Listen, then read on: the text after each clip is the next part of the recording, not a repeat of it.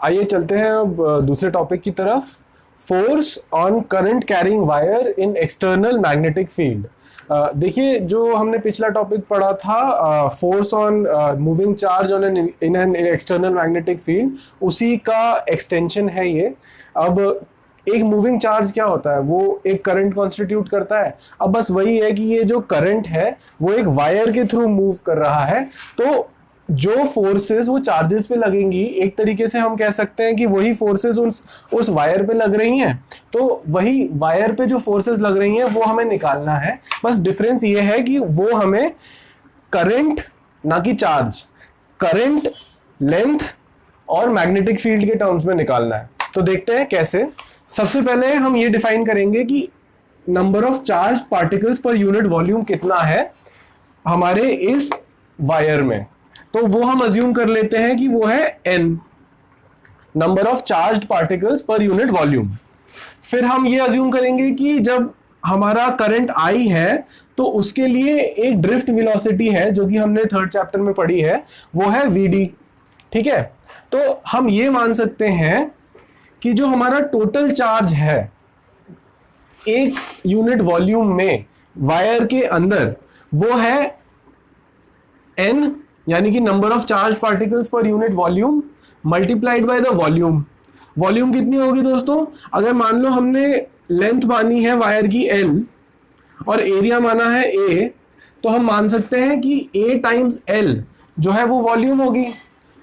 Number of charge particles per unit volume multiplied by volume multiplied by the amount of charge, है ना। तो ये हो जाएगा हमारा total charge with in a particular volume in the wire. ठीक है, अब हम फोर्स कैसे निकालेंगे? हमने फोर्स का फॉर्मूला पढ़ा है Q V cross B।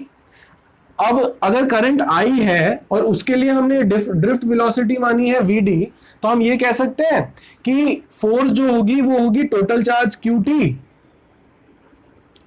Multiplied by magnitude of Vd, क्योंकि वो ड्रिफ्ट वेलोसिटी है हमारी। वो है ड्रिफ्ट वेलोसिटी का मतलब मैंने पिछले चैप्टर में पढ़ाया है, average velocity with which a charged particle moves, अगर करंट उसमें I हो तो।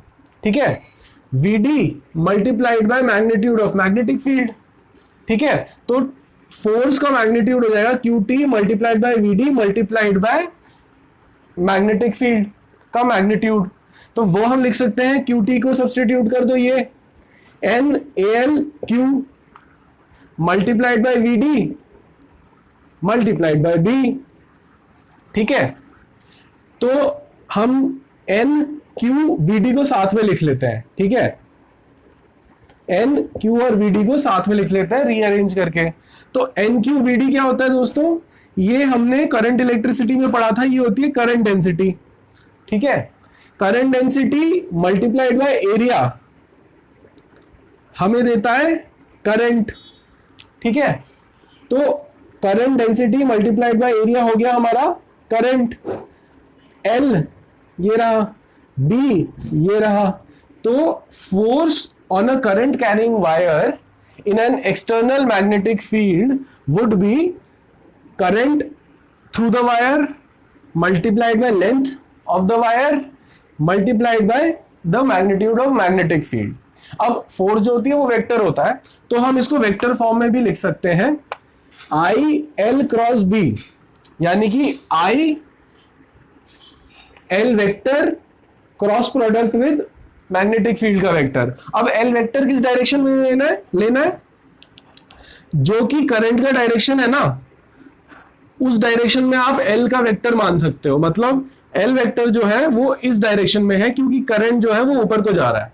ठीक है, तो L जो है वो करंट के डायरेक्शन में लेंथ का वेक्टर मानोगे, मैग्नीट्यूड तो वही होगा जो लेंथ है। ठीक है, और मैग्नेटिक फील्ड का वेक्टर और मैग्नेटिक फील्ड का मैग्नीट्यूड तो आपको दिया होगा।